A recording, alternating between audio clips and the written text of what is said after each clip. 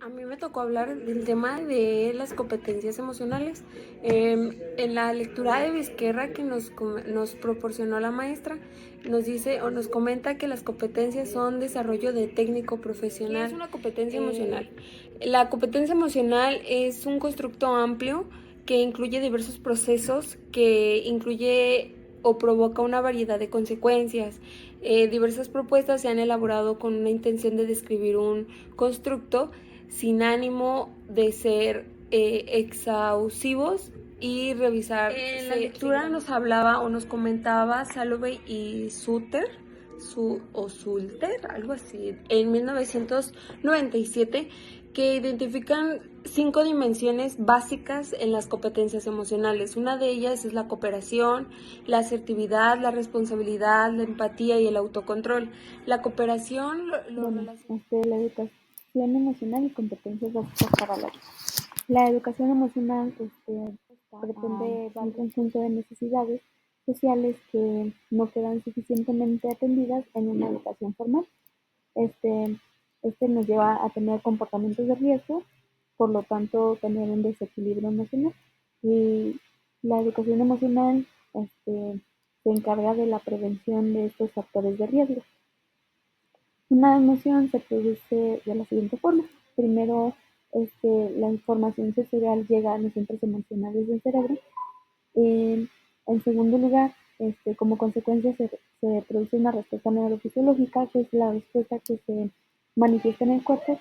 Y por último, el neocórtex interpreta la información, que el neocórtex es una estructura cerebral que se encarga de mediar las funciones cerebrales superiores y es la que interpreta la información. Eh, Hay tres componentes en una emoción. El componente neurofisiológico, que es el que, como ya mencioné, se manifiesta en el cuerpo en forma de taquicardia, sudoración, vasoconstricción, y pues también tiene cambios en los neurotransmisores, de las secreciones emocionales, la respiración, etcétera.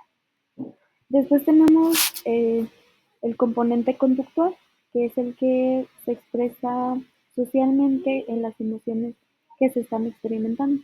Este, Puede interferir en las expresiones faciales, el lenguaje no verbal, el tono de voz, el volumen, ritmo, movimientos del cuerpo, etcétera. Y estos aportan señales bastante precisos sobre el estado emocional. Por último, tenemos el componente cognitivo o vivencia subjetiva, que es lo que nosotros denominamos a veces sentimiento. Debido a los acontecimientos que el individuo presenta, se empieza a generar sentimientos como miedo, angustia, rabia y muchas otras emociones. Para distinguir entre la neurofisiológica y la cognitiva, muchas veces se emplea el término emoción, ya que la neurofisiológica describe el estado corporal y la cognitiva describe el estado emocional. Este, este componente hace que califiquemos un estado emocional y le podamos dar un nombre. En el caso del concepto de la emoción, es indispensable diferenciarlo del concepto del sentimiento, ya que son dos palabras distintas, pero son sinónimos porque tienen o se relacionan con lo mismo. Una emoción es algo que sentimos, entonces en el caso del concepto de la emoción, es indispensable diferenciarlo del concepto del sentimiento, ya que son dos palabras distintas, pero son sinónimos porque tienen o se relacionan con lo mismo. Una emoción es algo que sentimos, entonces continuamos en que la emoción tiene una corta duración, aún la emoción más intensa duele durar menos de 20 minutos, entonces si durara más no la soportaríamos. Si observamos a una persona que está intensamente enojada, nos daremos cuenta que la emoción de enojo desciende a su... Después tenemos educando las emociones. Debido a la evolución tecnológica que la sociedad industrializada ha tenido, últimamente pues este progreso se acelera y los cambios se producen con mayor rapidez, y esto hace que nosotros tengamos la impresión de que no estemos preparados para asumirlo. y muchas veces nos sentimos como prisioneros de nuestras propias emociones y que no podemos manejar nuestra vida y que no sepamos cómo hacerlo. Sin embargo, esto afecta muchas veces el estado emocional de los seres humanos. Hoy en día pues tenemos un alcance necesario para la mejora de la libertad emocional, entendiendo esa libertad emocional como un valor, como una práctica y su ejercicio nos aporta una inmensa esperanza de cambio. Este, Antes se creía que había un factor genético que dictaba la formación y el desarrollo del cerebro humano. Sin embargo, hoy en día conocemos que esto no es así, ya que pues, el cerebro se desarrolla eh, mediante un proceso versátil, variable y no constante, y pues implica mucho el contexto, el ambiente en el que un individuo se desenvuelve, y pues este ambiente es amplio y complejo, y pues hay que considerarlo como tal, ya desde que un ser humano nace y pues se expone a este ambiente. En la lectura nos menciona que pues tenemos diferentes aspectos, diferentes componentes para la educación emocional. Primero tenemos el autoestima, que es el que nosotros valoramos en la vida cómo nos va y cuáles son nuestras expectativas de que nos vaya en la vida y que sea conforme a lo que esperamos. Eh, pues también nos llega la información de los demás y las acciones que tienen los demás seres vivos con nosotros, y pues por último la capacidad de reconocer pues en nosotros los aspectos positivos, y esto nos ayuda a mejorar el autoestima. Después tenemos el autocontrol de la conducta. La lectura nos menciona que las personas son más felices, pues suelen tener un mejor autocontrol y, de su propia conducta, y esto está relacionado con el siguiente punto, que es el autocontrol emocional, que pues suele disponer de un mejor autocontrol emocional las personas que son más felices, ya que también pueden tener un autocontrol de la conducta. Después tenemos el estilo cognitivo, que para estas personas suele ser un estilo cognitivo más positivo. Y por último, las relaciones con los otros, que pues estas personas pueden mantener más y mejores relaciones con otras personas. En la educación emocional tenemos tres contenidos. El primero es conductas y actividades. Aquí pueden ser actividades laborales, actividades formativas, actividades deportivas o actividades lúdicas. El segundo son los pensamientos y las cogniciones. Pueden ser reconocimientos automáticos y las interpretaciones. Y el tercero son los sentimientos y las emociones. Estos pueden ser positivos y negativos. Ateperando el ánimo. Los beneficios del entrenamiento y la práctica de algunas de estas técnicas abarcan desde la prevención y la recuperación de enfermedades orgánicas hasta la prevención y mejora de los estados de ánimo. El entrenamiento de estas habilidades favorece el desarrollo de estrategias. Aquí hablamos de la respiración profunda, que es, aunque todos respiramos, como ya lo había comentado, muy pocos conservamos el hábito de la respiración natural y completa y que experimenta un niño al nacer.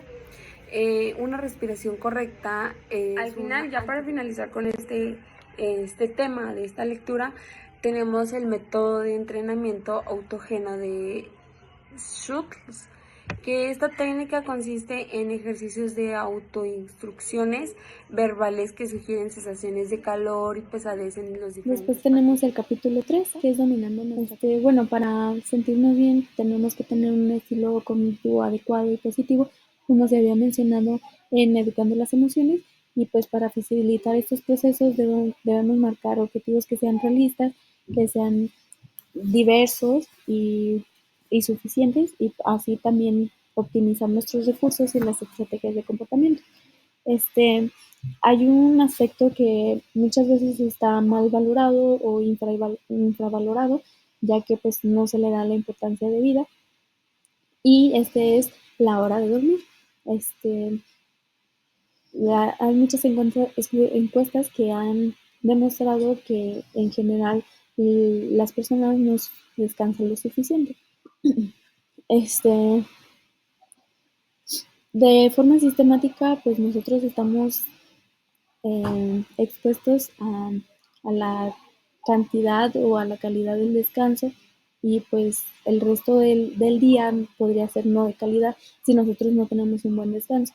Y así también aumenta la irritabilidad, la dificultad que tenemos para concentrarnos en pues, muchas actividades que tenemos y pues estas son las consecuencias más habituales. Eh, Muchas veces no actuamos de forma objetiva e idealista a la hora de establecer objetivos y marcar prioridades, pues esto se debe a la falta de tiempo que tenemos, a la falta de tiempo que le damos para priorizar la serie de decisiones, ya sean pequeñas o grandes, y que van marcando y conformando poco a poco nuestra vida. Las decisiones que no resultan acertadas pues generan una gran frustración y estrés y hacen disminuir el autoestima. Eh, Esto se traduce en 6 síntomas típicos de la falta de administración del tiempo. El uno es precipitación, vacilación crónica entre alternativas que son desagradables, cansancio o apatía después de horas de actividad no productiva, el incumplimiento constante de compromisos, la sensación de estarse desbordando por demandas y las pequeñas cosas, y pues el último, la sensación de hacer lo que no se desea. Bueno, para esto tenemos una práctica que nos ayuda a analizar las consecuencias positivas y negativas, tanto a corto como a mediano y largo plazo. Eh, y así podemos modificar nuestros objetivos que tenemos marcados y así nos ayuda a perseverar en los objetivos y a, a concientizar las razones de priorización y así mejoramos nuestro propio control sobre nuestra conducta.